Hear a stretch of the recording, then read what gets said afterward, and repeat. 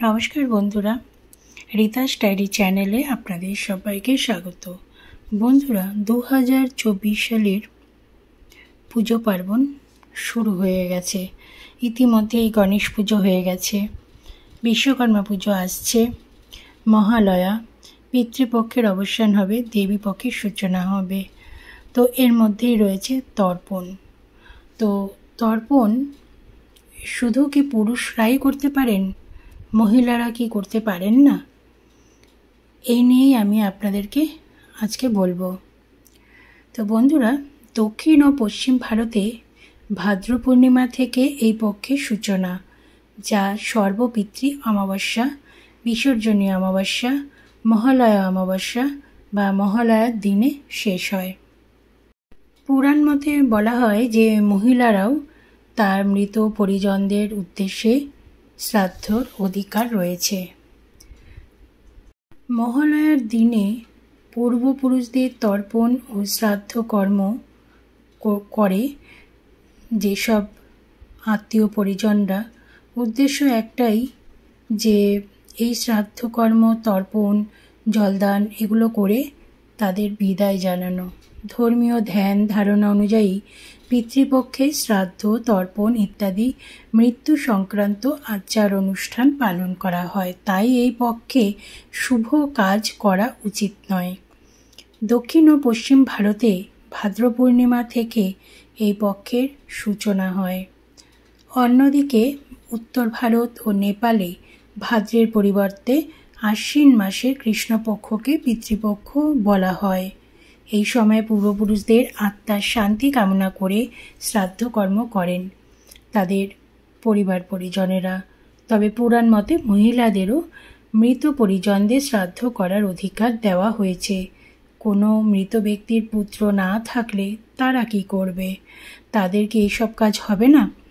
তাদের ভাইয়ের পুত্র না থাকলে ভাইয়ের যদি পুত্র থাকে তাহলে সে অনেক সময় এই কাজগুলো করে।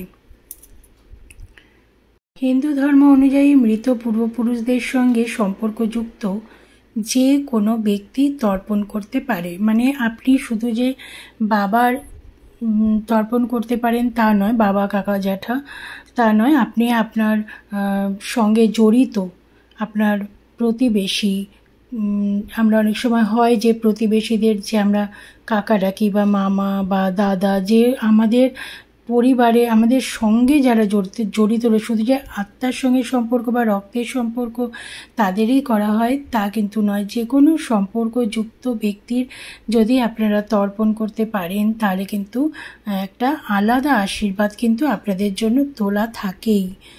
তো সাধারণত পুরুষরা পিণ্ডদান করে থাকেন, এটা আমরা জানি। তবে মহিলারাও কিন্তু পিণ্ডদানের সমান অধিকারী। রামায়ণ অনুযায়ী দশরথের মৃত্যুর পর রামের অনুপস্থিতিতে সীতা তার পিণ্ডদান করেছিলেন। এই গল্পটা আমাদের কম বেশি সবারই জানা। আবার ছেলে না থাকলে মৃত ব্যক্তির মেয়ে বাবার শ্রাদ্ধকর্ম করতে পারে। মহাভারতের স্ত্রী পর্বে কৌরব রমণীদের তর্পণ করার উল্লেখ পাওয়া যায়।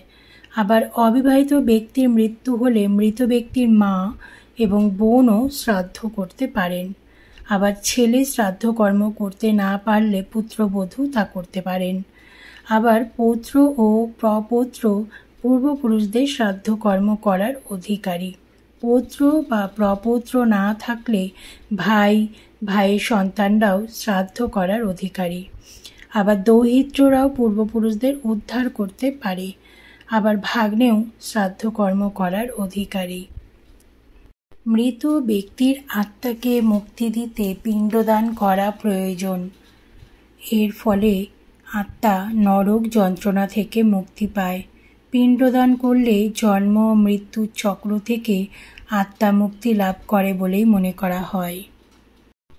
তাই জন্য ছেলেরা শুধু নয়, মেয়েরাও কিন্তু পারে এই পিণ্ড দান করতে, তর্পণ করতে। তো বন্ধুরা, ভিডিওটি আপনাদের কেমন লাগলো আপনারা অবশ্যই জানাবেন। ভালো লাগলে লাইক করুন।